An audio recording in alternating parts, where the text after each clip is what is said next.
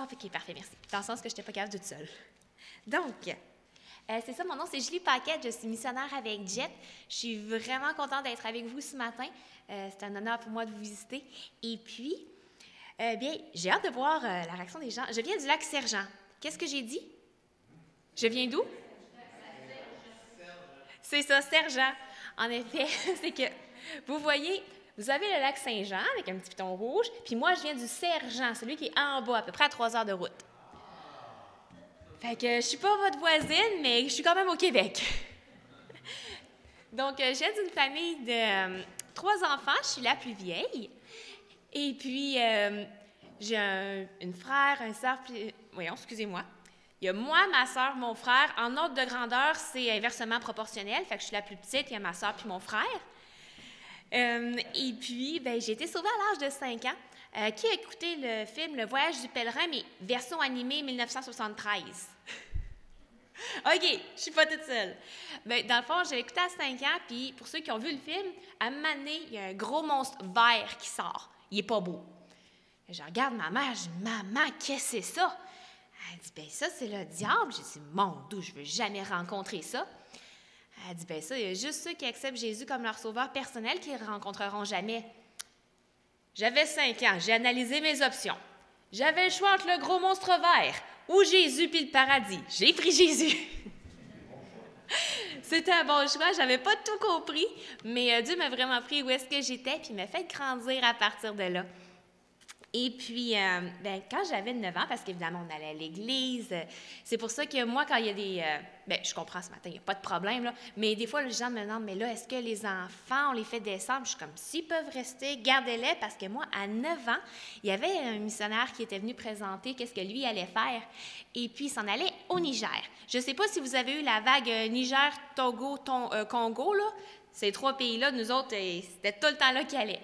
Mais un bon jour, il y avait un missionnaire qui était venu, il présentait son ministère, puis pendant que mon cerveau de petite fille de 9 ans était en train de partir dans les nuages, j'ai entendu Dieu qui me dit « Écoute bien, parce qu'un jour, ça va être toi. » Puis même à 9 ans, j'avais très bien compris que ça ne voulait pas dire que j'allais aller au Niger, ça voulait dire que Dieu, un jour, il allait m'envoyer dans un pays. Je ne savais pas où, mais un jour, il allait m'envoyer.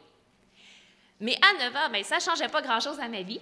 Fait que je continuais mon petit chemin, puis je suis arrivée au secondaire. C'était un secondaire, j'habite dans le village de... Ben, je viens du lac Sergent, mais j'allais à l'école à Saint-Raymond, de Port-Neuf. Et puis, il y avait à peu près 800 étudiants, puis à ma connaissance, j'étais la seule chrétienne. Fait que pour les Japonais, c'est quelque chose qu'ils comprennent beaucoup parce que, ou je sais pas, ici même, mais généralement, un ado dans une école, ça là, c'est qu'on va amener aussi. Chose que je pense que certains d'entre vous ont aussi dû passer au travers. Mais bon, c'est parce que là, je savais que Dieu m'appelait à être missionnaire, mais j'ai fini mon secondaire, et puis là, c'est la grande question existentielle que tout le monde doit passer au travers. Qu'est-ce que je fais de ma vie? Parce que je venais quand même chercher une éducation, mais ça faisait un bout que j'avais décidé que j'allais aller à l'école biblique, chose que j'ai faite. J'étais à l'école biblique en Grèce. C'était vraiment une année extraordinaire où j'ai pu apprendre à me rapprocher de Dieu, juste...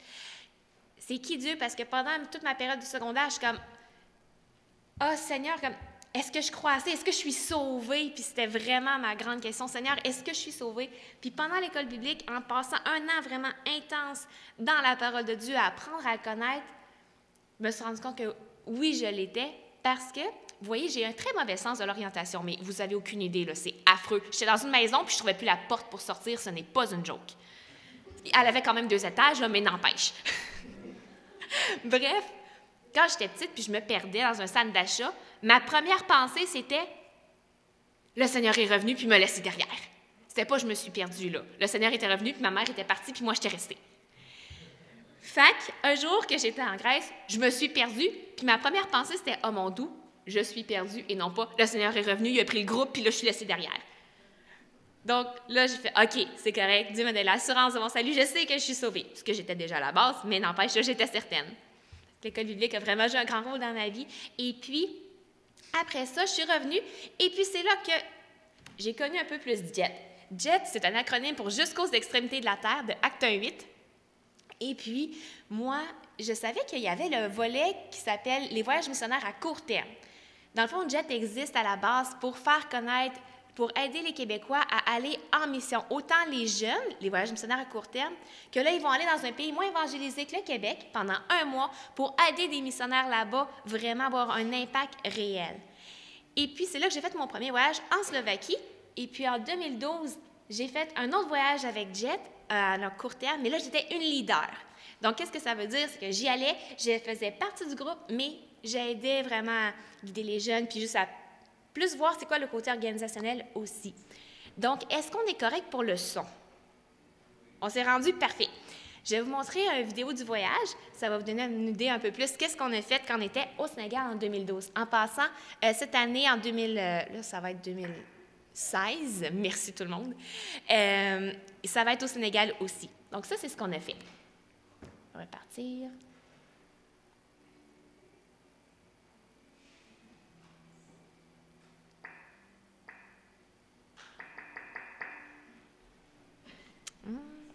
On va essayer de peser le piton. Un pointeur laser. Je ne sais pas. Ah, on est parti. OK. Non, c'est bon, merci beaucoup.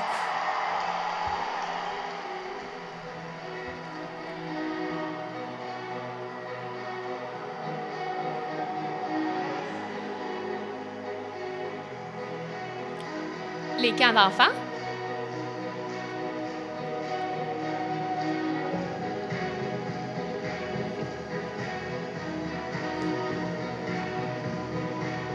Du monde de l'équipe. Ah, je vais arrêter de parler, oui.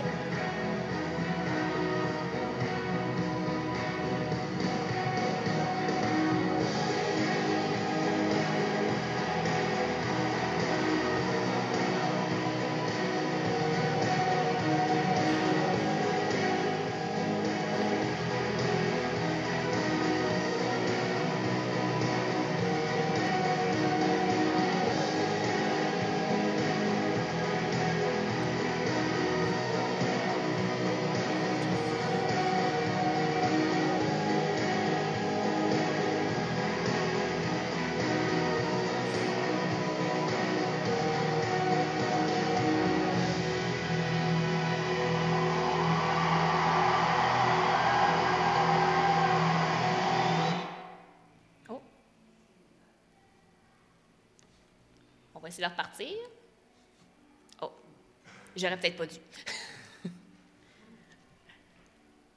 J'avais checké, il était complet à 7 minutes, mais au pire, on continuera autrement.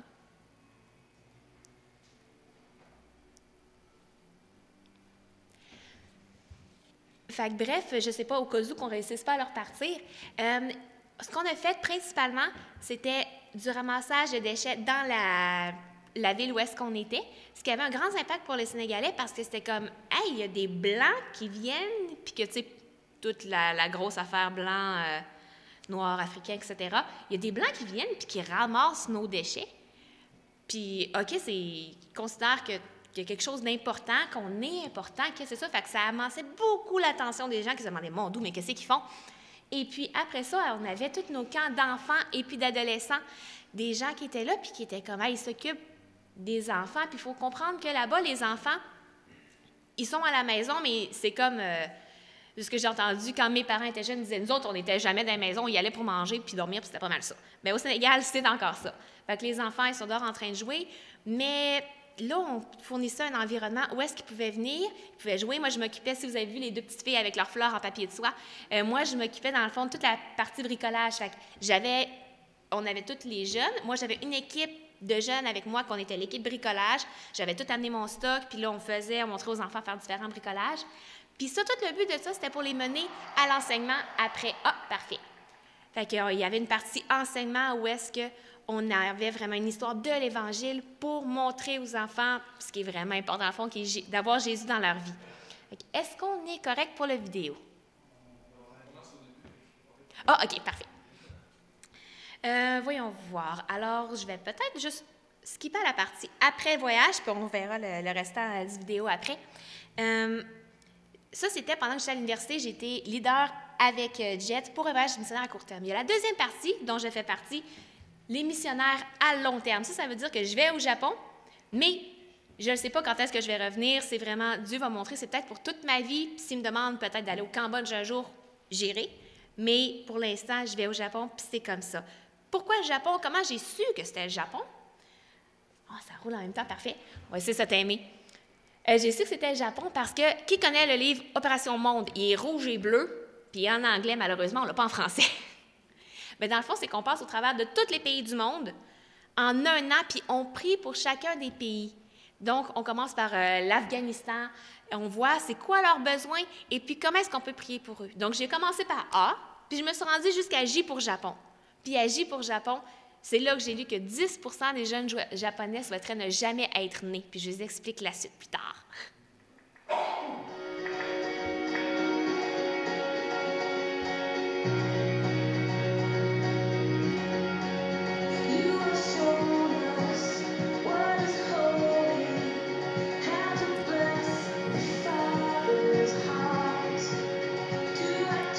Ça, c'est la rue devant l'église.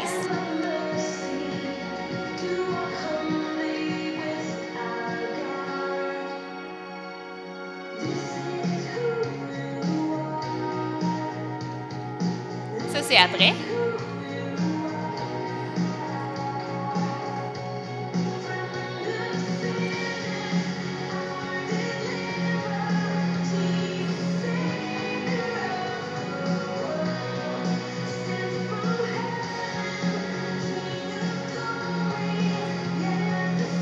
On a manqué de brouette, fait qu'on a pris un windshield comme brouette qu'on a trouvé dans la rue.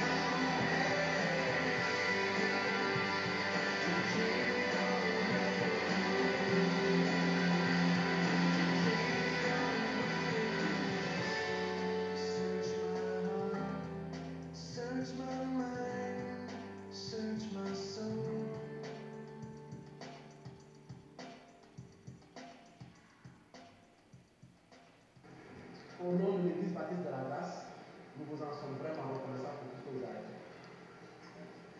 Vous avez fait un excellent travail et nous ne trouvons pas les mots pour vous dire merci.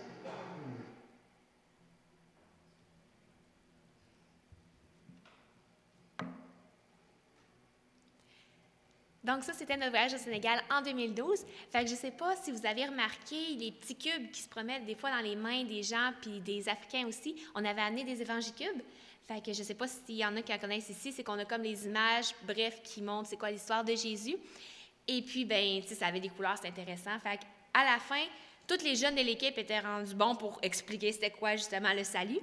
Puis il y avait même plusieurs des enfants africains, vu que, tu sais, là-bas, c'était tous musulmans, ils trouvaient ça intéressant, les cubes, ils jouaient avec, puis il y en avait qui étaient rendus capables de raconter l'histoire aux autres amis africains. Fait que c'était vraiment le fun à voir. Et puis, donc, l'Église, à partir de là, nous, on part, c'est une Église africaine, et ils continuent le ministère auprès des enfants. Donc, c'est pas, on fait quelque chose, on part, puis après ça, c'est laissé comme ça. Le but de JET, c'est de faire quelque chose pour qu'après, il y ait du monde qui prenne ça en charge puis qui continue avec ça. Puis de notre côté, bien, les jeunes ont appris c'était quoi la mission, ils ont pu s'impliquer d'une manière qui faisait vraiment quelque chose et puis se rapprocher de Dieu au travers de tout ça. Et donc, moi, j'ai fait partie de ça. C'était vraiment un point fort pour moi, puis aussi pour tous les jeunes qui en font partie. Et puis, là, je suis entrée dans la deuxième partie de la mission à long terme. Donc, ça a commencé le Japon, dans le sens que j'ai commencé à lire que 10 des jeunes Japonais souhaiteraient ne pas être nés. Pas qu'est-ce que je fais dans la vie, comme aidez-moi quelqu'un, je ne sais pas quel job prendre. Vraiment, il n'y a tellement rien pour moi sur cette terre que je préférais juste ne pas exister. Puis ça m'a vraiment touchée parce que, bien, Dieu, ça fait longtemps qu'il met les jeunes à cœur. Puis ça, vous voyez, c'est un groupe de jeunes qu'on avait avec l'église de Chauveau. Cette photo-là a à peu près 4 ans. Mais je suis encore impliquée au groupe de jeunes. Et puis, j'aime les jeunes, je suis là pour ça. Et puis, de lire ça, rendu là, j'avais commencé par, je ne sais pas si vous vous rappelez, là, le livre est en ordre alphabétique. Fait que j'avais commencé par A, là, j'étais rendue à J. Fait que j'en avais lu des statistiques. Mais là, ça m'a vraiment poignée. Puis j'ai fait, Seigneur, est-ce que c'est là? Est-ce que c'est au Japon que tu voudrais que j'aille te servir? Donc, j'ai eu la paix pour aller visiter au Japon. Qu'est-ce qu'ils font les missionnaires? Ça ressemble à quoi? Et puis après mon voyage d'exploration, bien, j'ai eu la paix, oui. Je suis allée au Japon pour servir Dieu. Donc, le Japon. Bien, premièrement, le Japon, petite flèche, voilà, c'est loin. On a le Québec en rouge et le Japon en bleu. Donc, plus loin que ça, bien, on se rapproche. Donc, quand c'est loin, bien, ça implique que certaines choses sont différentes. Numéro 1, la population du Japon est entre 126 et 127 millions sur une superficie d'à peu près Terre-Neuve-Labrador. Ça peut donner des situations comme ça. Ça, en passant, c'est une piscine, mais on ne voit pas l'eau, il y a juste plein de gens dedans. Et puis, la fameuse heure du trafic. Bien, au Japon, j'ai été pris dedans, puis c'est quelque chose. Vous voyez, ça, c'est le train. Là, le petit monsieur avec des gants blancs, lui, sa job, c'est dans l'heure du rush, tu pousses le monde dans le train pour que tout le monde rentre. Et puis, ce que vous ne voyez pas, c'est qu'il y a plein de monde en arrière du monsieur avec les gants blancs, qu'eux, ils n'ont pas réussi à rentrer dedans. Lui, il essaie de faire rentrer les derniers. Et puis, pour l'avoir vécu avec une valise dedans, c'est pas évident. Mais, évidemment, il y a aussi le concept de la campagne, parce qu'au Japon, c'est très, très montagneux. Fait que oui, ça a la superficie de Terre-Neuve-Labrador, mais là-dessus, il y a 13 des terres qui sont cultivables parce que c'est juste plein de montagnes. Fait que où il y a plein de montagnes, bien, il y a moins de gens, mais c'est super beau. Et puis, il y a des choses qu'on reconnaît, même si c'est loin. Le McDonald's, le PFK. Est-ce que vous remarquez quelque chose de spécial sur le bucket du PFK? Oui, c'est petit. Il y a une guirlande de Noël autour du monsieur du colonel. Dans le fond, c'est parce que les Japonais ils ont retenu une chose qui est de l'Amérique du Nord, Noël. Qu'est-ce qu'ils ont retenu? À Noël, on mange du poulet. Parce qu'eux autres, ils n'ont pas de dinde. Fait qu'à Noël, ils mangent du poulet. Puis c'est la journée la plus, je vous niaise pas, là, la plus occupée pour le PFK parce que tout le monde va chercher son repas de Noël au PFK. Parce que c'est comme ça, Noël. Malheureusement, bon, ils n'ont pas retenu Jésus, mais ils ont gardé la partie du dinde poulet. Il y a une autre chose de différent, c'est la religion.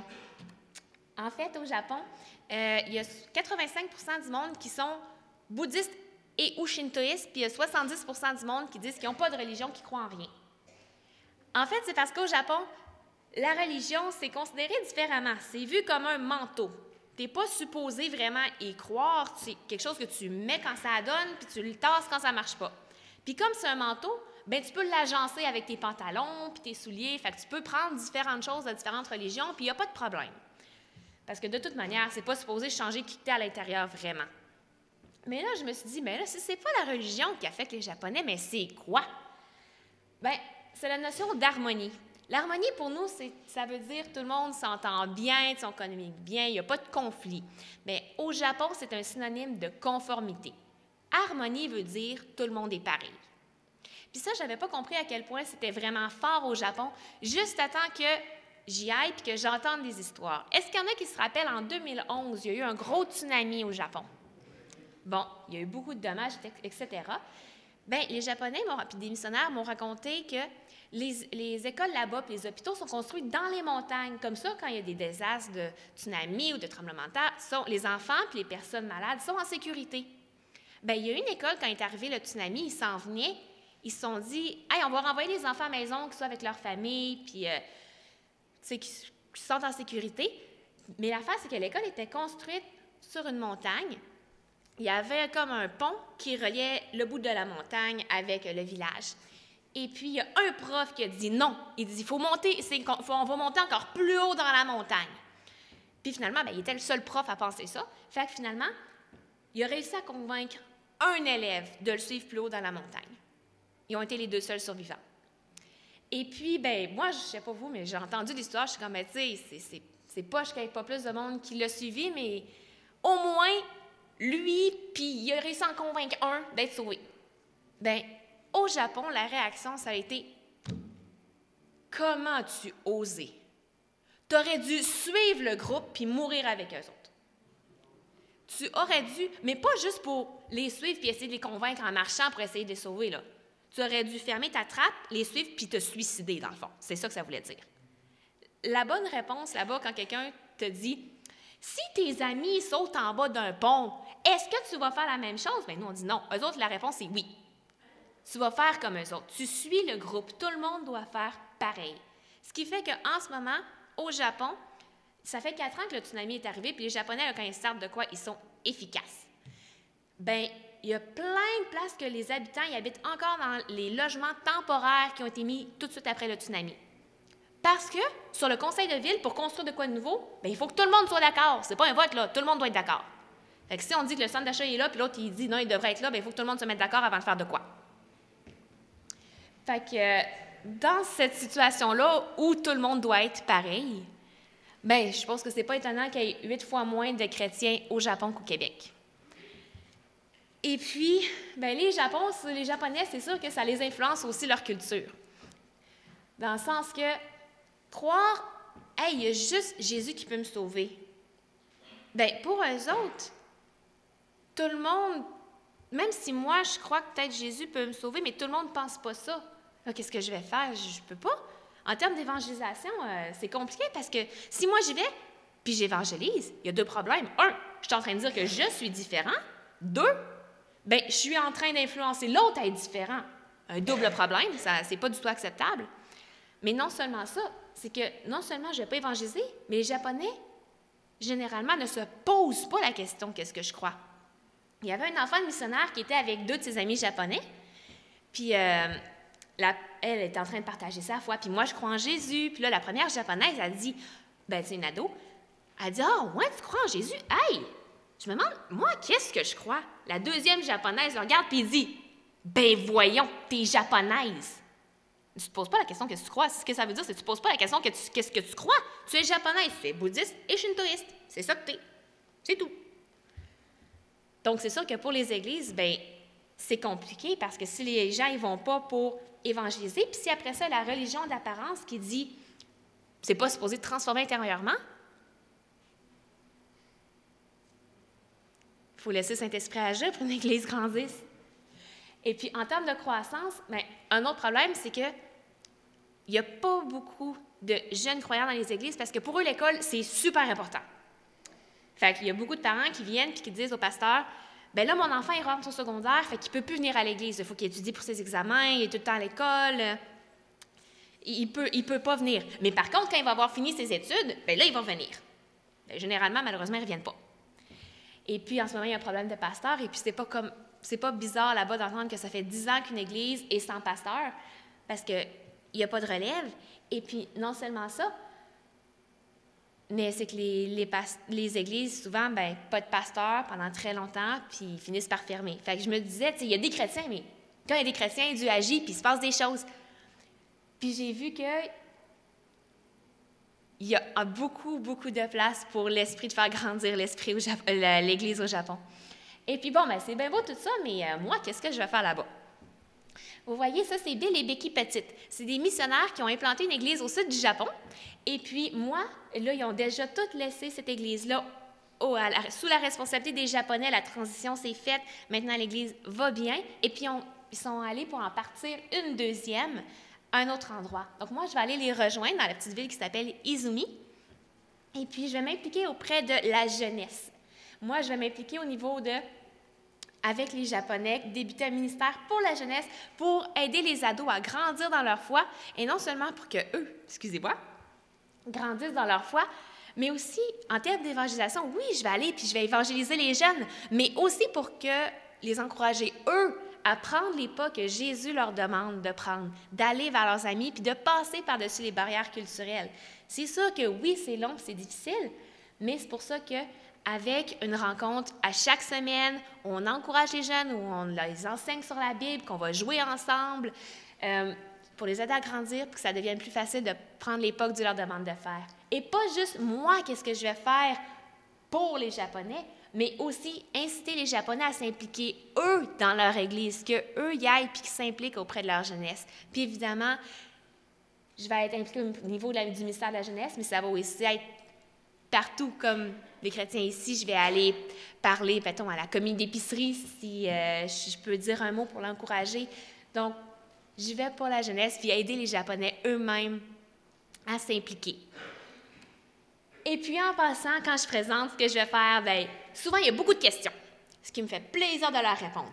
Généralement, la première, c'est « Est-ce que tu peux lire et ou parler japonais? » La réponse est « Non. » Ensuite, une commune, est-ce que je peux manger du poisson? Parce que tout le monde sait qu'ils mangent beaucoup de poisson. Je suis capable de manger du poisson. Le problème, c'est qu'eux autres, bien, ils mangent avec des baguettes. Puis ça, je suis un peu moins habile. Donc, c'est comme plein de choses que j'ai beaucoup à apprendre. C'est beaucoup de changements, évidemment. C'est voyager dans un autre pays, le passeport, le visa, apprendre la langue, apprendre la culture. Comment? Quand ils me disent oui, est-ce que ça veut dire oui ou dans le fond, ils sont en train de penser non, puis il faut que je comprenne que c'est un non? Parce qu'au Japon, c'est très commun. On dit oui, mais comme il ne faut pas que tu dises ah, OK, merci, puis que tu le prennes. C'est pas comme ça.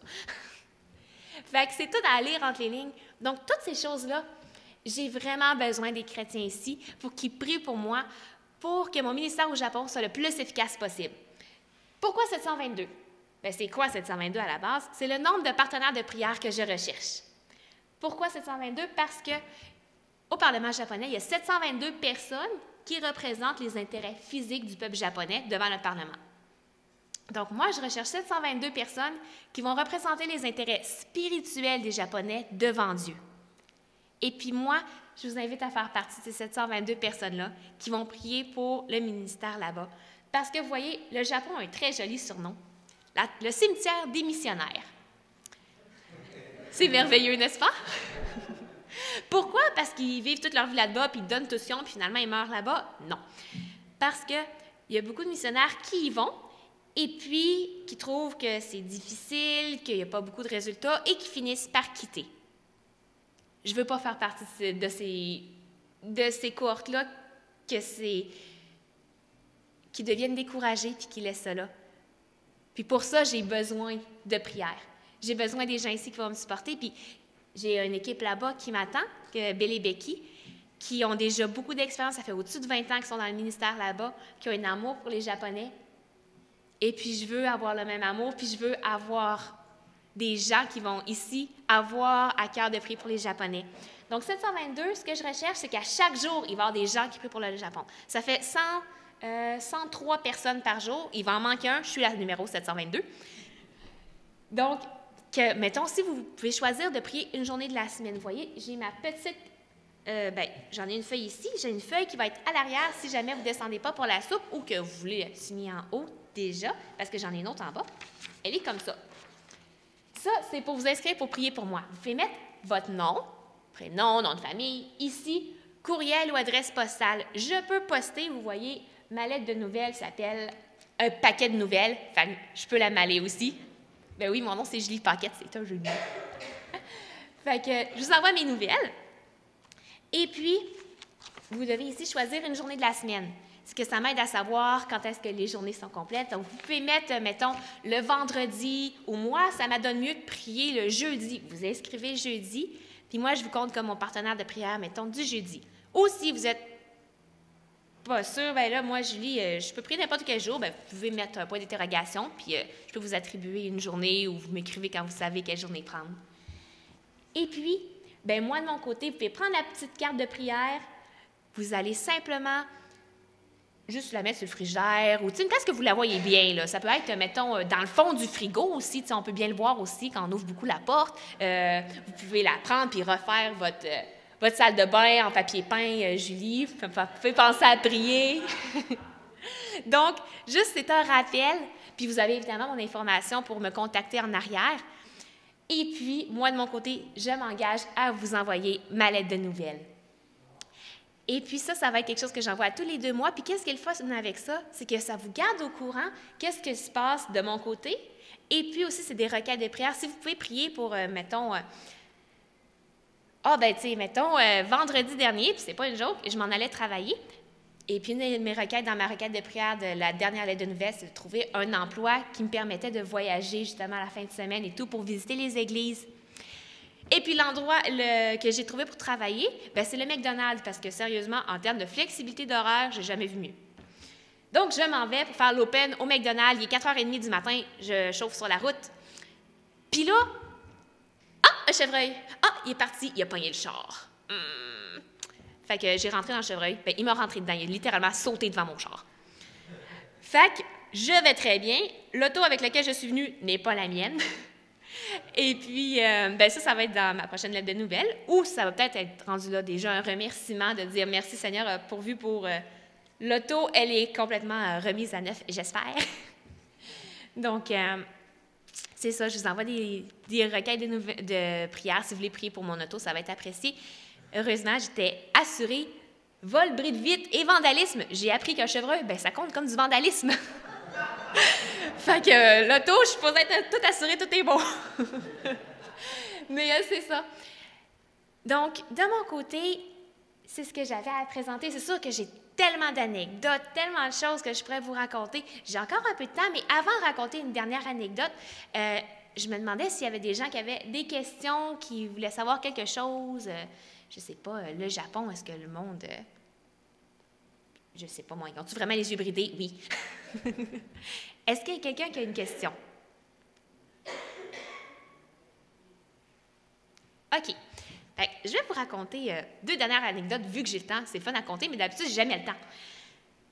J'étais dans une église en train de visiter, et puis il y avait une madame japonaise chrétienne qui était là, puis qui je lui racontais qu'est-ce que je m'en venais faire, puis tout, puis elle était comme « Mais c'est merveilleux, on a besoin de gens au Japon qui vont venir pour présenter l'Évangile aux gens. » Moi, je suis toute contente, mais je suis entièrement d'accord. Mais est-ce que, madame, les Japonais, eux, est-ce qu'ils évangélisent?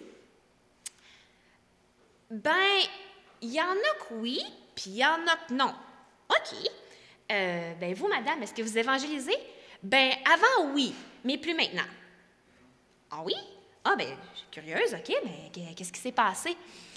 Ben, mademoiselle, c'est que quand j'étais jeune, j'évangélisais, puis je parlais de Jésus, mais en vieillissant, en grandissant, je me suis rendu compte que, je m'imposais sur les gens, puis, ça peut les déranger, dans le fond. Donc, elle avait arrêté de parler de Dieu parce que toute la notion de tout le monde doit être pareil était devenue lourde à supporter, puis elle avait arrêté là.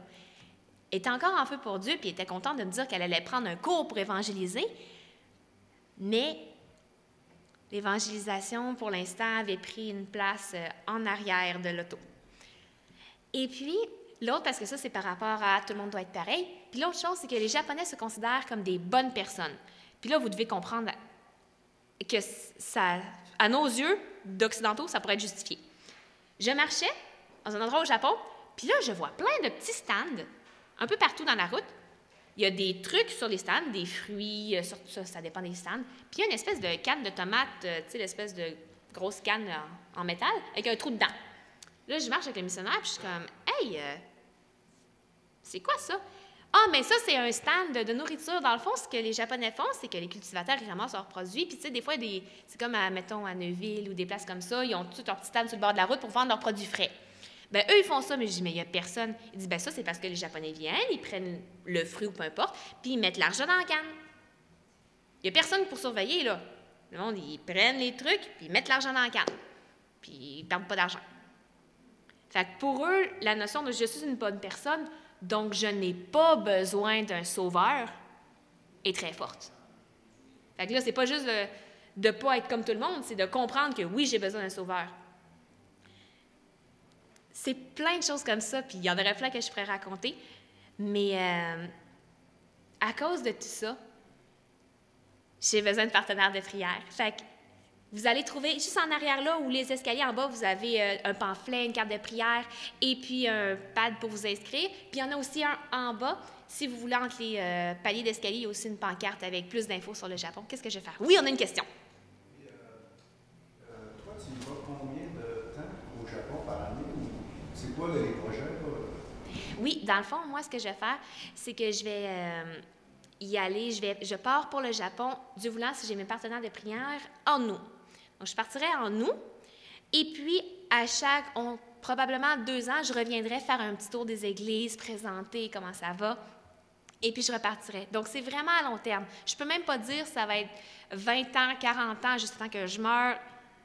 Dieu m'appelle à y aller, j'y vais. Mais j'ai aucune idée si un jour, il va m'appeler ailleurs. Fait que, combien de temps? Juste le temps qu'il me montre qu'il veut autre chose, mais pour l'instant, c'est ça. Tu es allé une fois, oui. Puis tu as rencontré les 2 personnes que tu nous as montrées tantôt qui sont en train de repartir d'une autre église ailleurs. Oui. Dans le fond, c'est ça, c'est que j'ai été l'été passé, pas celui qui vient de passer, l'autre d'avant, pendant 5 semaines, puis à tous les 2-3 jours, je changeais d'endroit. Puis j'allais rencontrer différents missionnaires, voir c'est quoi la mission au Japon, comment ça se passe, les chrétiens, les pasteurs, ça ressemble à quoi. Fait que c'est ça que je faisais. Oui. Moi, j'aimerais ça que tu continues ta petite histoire. Là. OK, les Japonais sont de bonnes personnes, mais qu'est-ce que vous avez trouvé pour pouvoir parler de l'Évangile? Parce qu'en visitant différents missionnaires, il y avait des missionnaires qui me racontaient à quel point c'était compliqué de justement faire comprendre aux Japonais à quel point il y avait besoin d'un sauveur. Puis à un moment donné, il y a un des missionnaires qui a dit « Ah, mais nous, on a trouvé le truc pour ça. » Je dis « Ah oui, mais s'il vous plaît, contez-moi ça. » Il dit « Bien, en fait, les Japonais ne se considèrent pas comme pécheurs. Mais pour eux, là, la propreté des Japonais, c'est super important. Quand vous allez aux toilettes, il y a des pantoufles. Ils servent juste pour aller à la toilette. Ils sont sur le bord de la porte de la toilette. Tu arrives, tu enlèves tes pantoufles de la maison, tu mets les pantoufles de la salle de bain, tu vas dans la salle de bain, puis après ça, tu ne ressors pas avec les pantoufles de la salle de bain pour te promener dans la maison. Non, non, non, non. Tu changes de pantoufles. Donc là, j'ai expliqué comme ça aux Japonais. Il dit, pourquoi est-ce que vous faites ça? Bien là, c'est pas propre dans la salle de bain, c'est impur. Il dit, exactement. Avec Dieu, il dit, selon toi, il dit, est-ce que toi, tu es pur? Ah ben non, je suis pas pur. Tu sais, je suis pas pécheur, mais je suis pas pur. Il dit, bien, avec Dieu, il est 100% pur. Pour lui, il est parfait. On ne peut pas être impur en sa présence, donc on a besoin d'un sauveur. Et puis avec ça, là, il était capable de briser la barrière de « Ah, mais je suis une bonne personne. »« Ah oui, je suis une bonne personne, mais non, je reconnais que je ne suis pas pure. » Fait que comme ça, il arrivait à leur faire comprendre leurs besoins de Jésus. Fait que comme de quoi qu'à chaque problème culturel, de croyance, que ce soit au Québec ou au Japon, Dieu met une compréhension dans notre esprit de « On a besoin de lui. » Oui. Ça me touche beaucoup ton intérêt missionnaire, compte tenu aussi que tu vas dans un pays très difficile comme ça. Mais en tout cas, je te souhaite vraiment prier pour toi. Puis, je suis vraiment touché par cela, ta persévérance que tu as pu te garder dans ce ministère-là. Merci beaucoup. Sur ça, je suis pas mal arrivée au bout de mon temps, mais j'ai encore le temps pour une dernière question ou un dernier commentaire si quelqu'un a quelque chose à dire. Oui. Est-ce qu'il y a beaucoup de religions au niveau culturel au Japon? Comme ici au Québec, il y a plusieurs dénominations là-bas. C'est quoi? Est-ce que c'est juste le moyen de prendre qui est aussi populaire? Au Japon, dans le fond, c'est justement très, très, très homogène au niveau de la population. Au Japon, tu ne peux pas devenir japonais. Ici, quelqu'un peut venir prendre un test de citoyenneté, devenir canadien. Là-bas, ça ne se fait pas. Tu dois être au Japon, on est de parents japonais. Tu ne deviendras jamais japonais. Tu peux devenir un résident, mais tu ne seras jamais à 100% résident de la place avec tous les droits d'un japonais. Donc, en termes de religion, la grosse majorité des gens, justement, c'est 85% du monde, sont shintoïstes et ou bouddhistes. Et puis, le reste, bien, c'est parce qu'il y en a qui vont dire qu'ils sont absolument rien, mais c'est plus rare. C'est comme ici, on est habitué d'entendre catholique non pratiquant. Bien, là-bas, c'est je suis shintoïste ou bouddhiste pratiquant, mais j'y crois pas. T'sais, ils diront pas la partie mais j'y crois pas. Ils sont pratiquants, ils font les rites, mais ça va pas plus loin que ça. Et en termes de, justement, les musulmans et puis tout ça, il n'y en a pas énormément, parce que, justement, c'est un peuple très insulaire. Ils sont sur une île, ils ont leur manière de vivre. Donc, il y a énormément de temples, de petits hôtels, mais non, il n'y a pas de... Il y a beaucoup d'autres religions, mais la quantité est très, très mince. Oui. On n'a pas parlé beaucoup du tout de soutien financier. Comment tu vois les choses financièrement pour aller là-bas, tout ça? En termes de besoins financiers, je veux dire, j'y vais. C'est sûr que j'en ai, mais la manière qu'on voit ça avec Jet, c'est que Dieu m'emploie. C'est lui qui me demande de devenir missionnaire. Puis quand on est employé par quelqu'un, on s'attend à ce qu'il nous paye. Fait qu'on voit ça de la même manière. Dieu me demande d'aller comme missionnaire. J'y vais, puis il va subvenir à mes besoins. S'il ne subvoit pas à mes besoins, c'est parce qu'il ne me veut pas là, puis il me veut ailleurs. Fait que c'est un bon moyen aussi de comprendre qu'il me veut là, il ne me veut pas là. Donc, non, c'est pas Jet qui me donne un chèque de paye. C'est Dieu qui me donne un chèque de paye de la manière qu'il trouve bon. Exactement.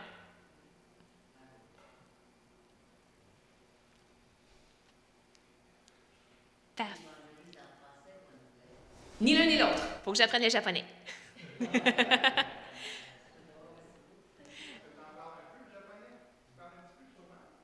Oui, je peux dire Konnichiwa, o genki desu ka?